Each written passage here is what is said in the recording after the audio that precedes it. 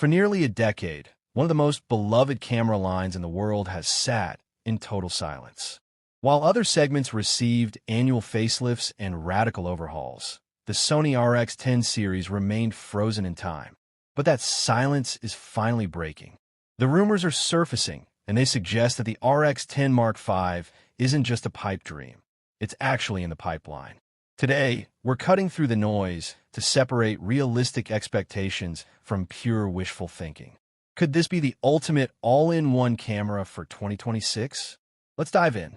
To understand why this matters, you have to remember what the RX10 V represented. It was the impossible camera, a single lens stretching from wide landscapes to extreme wildlife telephoto, paired with a sensor fast enough to freeze any action.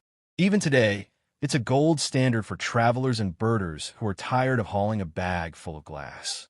The legacy is huge, which makes the pressure on the Mark V higher than perhaps any other camera released this year. So, what's actually changing? According to the latest leaks, Sony isn't chasing a flashy redesign. Instead, they're focusing on the brain of the camera. The biggest anticipated shift is the integration of Sony's latest AI-powered tracking system. We're talking real-time subject recognition for humans, animals, and birds, a massive jump for wildlife shooters who need to lock on a fast, erratic movement.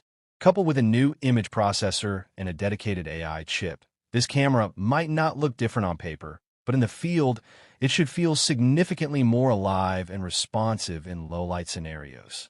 For video creators, the news is promising. Rumors point to a standard 4K 60 frames per second and even whispers of 4K 120 frames per second in specific modes. This finally brings the RX10 line up to the standards of current content creation. Now, a quick reality check. If you were hoping for a global shutter, manage your expectations. That technology is still reserved for Sony's high-end professional cinema bodies. However, we are finally looking at a long-overdue move to USB-C connectivity, bringing the workflow into the modern age. Early estimates put the price between $1,800 and $2,000.